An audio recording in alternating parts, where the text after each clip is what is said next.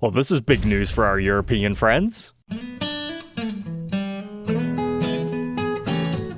Welcome back, Troglodytes, to your daily dose of guitar information, the Trogly's Guitar Show. That's right, there is now a second mod collection. The new shop dropped on the 5th of July. So we're rocking 3 demo shops on Reverb, USA, European, and UK, and now we've got the USA mod collection and the European mod collection. Let's see what they had. There was a 67 Flying V reissue. It was done up in a sweet dark green finish called Vedoro green. And it looks like you've got a mix of gold hardware for your pickups and bridge, but yet the trem is in chrome, and our back is all green. There's an interesting Les Paul Classic in Satin green burst. At first I thought they had like a flame design underneath it, but after zooming in you can tell it's just wood grain. But that brings up a very interesting point here. Are they refinishing these somewhere in Europe? Because then technically it's not Gibson USA produced. The guitar was still made in the USA, but the finish might not be. So that could be an interesting asterisk if somebody asks you, is every Gibson guitar made in the USA? But it looks like they threw a Bigsby on here. It's the Vibromate kind that doesn't actually screw into the top. It just utilizes the old stop bar studs. That is just a nice flat green color. We also had a standard 50s in a beautifully aged burnt orange color. So you can tell they've messed with aging some of the hardware. I don't think we've seen the USA mod collection toy with finish checking though. I wonder if that just naturally happened. But here's what the back looks like on that one. There's a pretty standard looking SG 61. They gave it custom bucker pickups without pole pieces being exposed on the covers and a tortoiseshell pickguard, and they modified the knobs and gave it black tuner tips. Decent wood grain on the back. Then there's a pretty cool olive SG. This looks like one of the CME exclusives that Anderton's also stocks, except for they decided to swap out our pickguard for a black one, giving you faux 68 vibes there. Uncover the pickups, gave it gold hardware. And oh, I was wondering what that was. It's a third pickguard, and that's a screw in the center, and that's the design that they have on those custom-made plaques. That's interesting. Doesn't look like they modified the back. And I remember when the mod collection first dropped USA side, they had something very similar to this. It's a Goldtop with navy stripes, racing car style, and it appears to be a satin back, but they upgraded you to a custom shop case at $2,800. There's a standard 60s in Satin Lapis Lazuli. Basically, it's a purple top Les Paul, but I like that. The red back matches well with that purple top.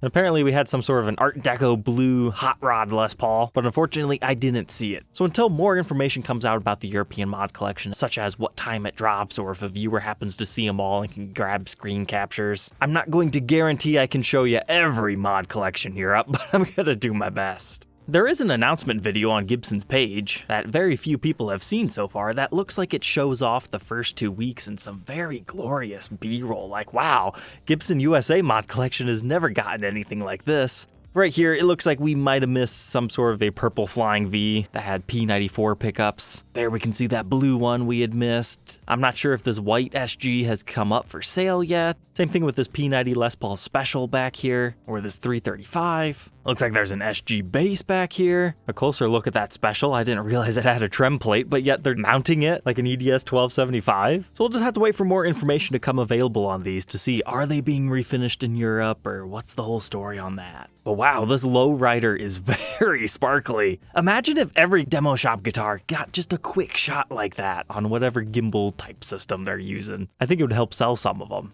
But that's enough of the European side. Let's see what we're cooking up in the USA mod collection. Speaking of which, I think it's time Gibson changes this photo. But would you look at this, Les Paul Custom Red Whirl again. That was nearly a month ago I had bought one of these and got kicked out because I wasn't the first person to place the order. But it just goes to show you what I was talking about. Why don't they just either remake the guitar or offer other stuff that might be similar to keep the sale and not have to refund the credit card fees and all that stuff? So we've seen 2 red whirls and 2 of the blue ones with the demo shops. This one also had the matching headstock. However, I don't think they did the swirl job as good on that one. And then it also has the red stinger, whereas the rest of it is black.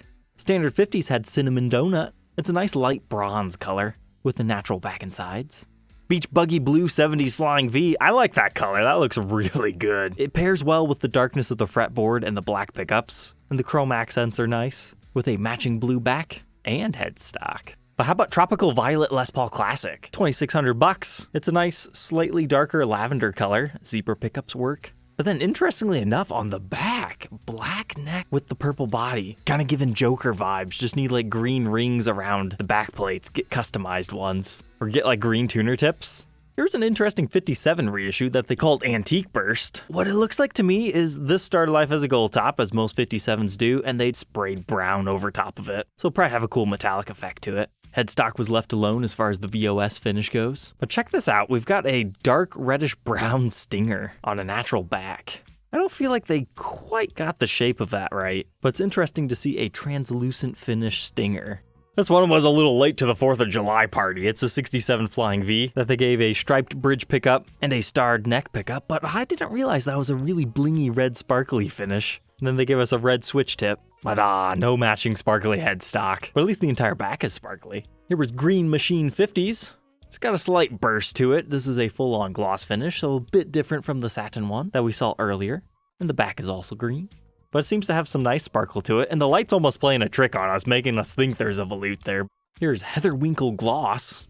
Kind of just a different way of doing that other lavender one we saw. But, I see what they did there. Inverses of each other. With a lavender stinger this time. This SG Modern was pretty cool though. An Emerald Metro finish. Looks completely different from its base model, the SG Modern. Mainly because we have a Les Paul style pickguard on it that's made of tortoiseshell material. But the new finish, covering over our flame top, is the feature that makes it look so vastly renewed. But hey, we've got a red truss rod cover and a matching green back. Here's one for Christina Aguilera, Mochachocha Fudge. I would have called it Mochachocha Latte. Get it closer to it. But it's like a brown finish again. It's got some gold and some cream going on, with the back being black. And then we had this special tribute that they swapped out our pickups for and replaced nearly everything and gave it a gold finish, including the back but leaving the neck black. And then Fire Tea Burst at $3,100 just looks like a Slash November burst to me, but with maybe a little bit more red to it. I do like it. And ooh, they left the back natural. So now we'll take a trip to the USA demo shop. They dropped another greenie, $2,700. That's a good $500 off. And it's got an insane top. Like, it doesn't look like greenie in the slightest, but that's a nice top. If it looks that good with a satin finish, imagine if you took the time to polish it, just how much that one would move. So, good deal if you were waiting for one of these. But I was sad I missed this. A Goro Yudo Les Paul Standard. So we documented the custom shop one, but what later happened is there were Epiphone variations as well as a Gibson USA. And I had priced it out, I think to import one of these from Japan, it probably would have been close to $4,000 after fees, taxes, shipping, and all that other stuff. So that's why I just left it with the custom shop one. But to see one in the demo shop was a nice surprise. So somebody could actually get it for an affordable price, but it's basically a 50 standard, except for it has a quilty top instead of our usual flamed ones, and yeah, it's a blue color. However, if you look at the custom shop, it has more of a traditional burst versus the Epiphones, which are not even dark enough.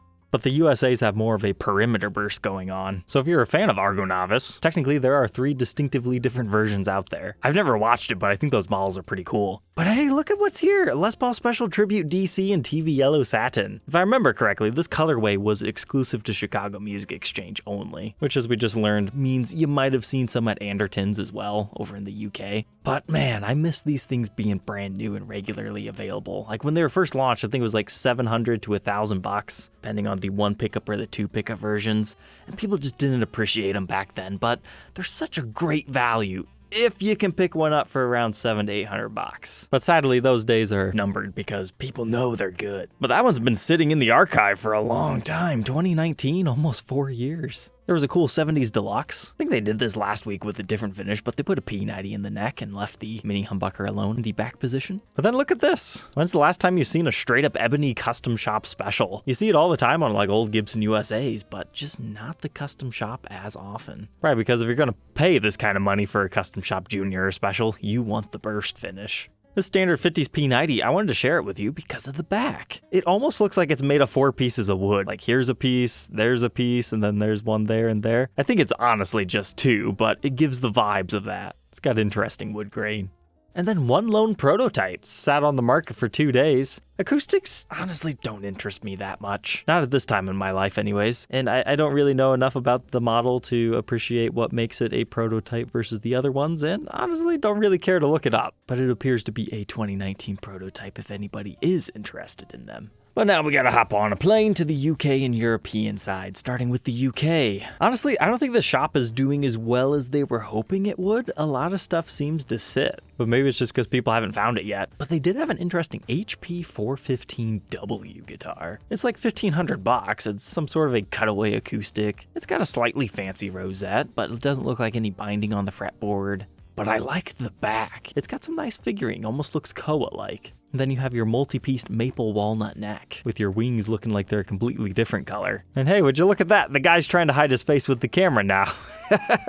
And he's got white gloves on. I need to get myself a nice pair of those. There was also a reissue 1937 LOO, one of those small body acoustic models. But wow, those tuners look a little bit too short for that headstock, and it's a little bit overly exaggerated as compared to how we know it today. Truss rod cover's a little bit high up, but that's probably just how this particular model's spec'd out.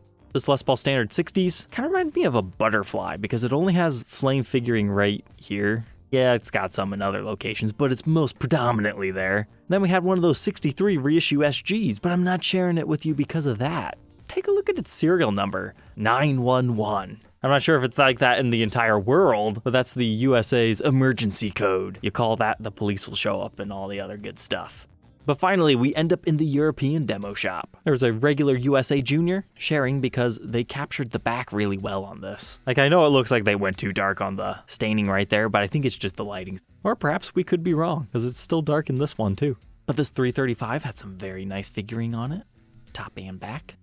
And then I know I said I'm not really into acoustics, but this one is not that it's the SJ200. It's the fact it's the vintage pre-war style. I just love that logo. Love the extra bold outline of the truss rod cover. Grover Imperial tuners tell you what era it's from. Ultra fancy stuff. I would happily review one of these if anybody wants to do a new guitar day, because it's the version with the rosewood back and sides too. So there's just so much specialness behind here, including multiple layers of binding.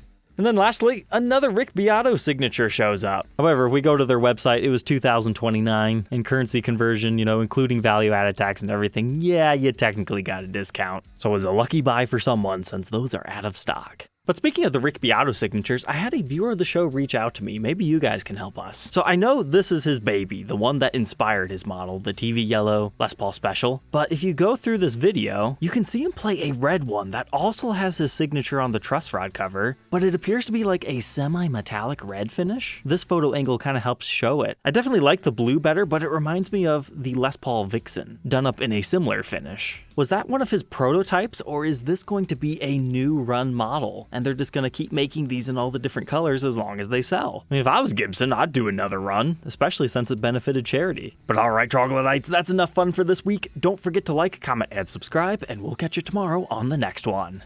Take care.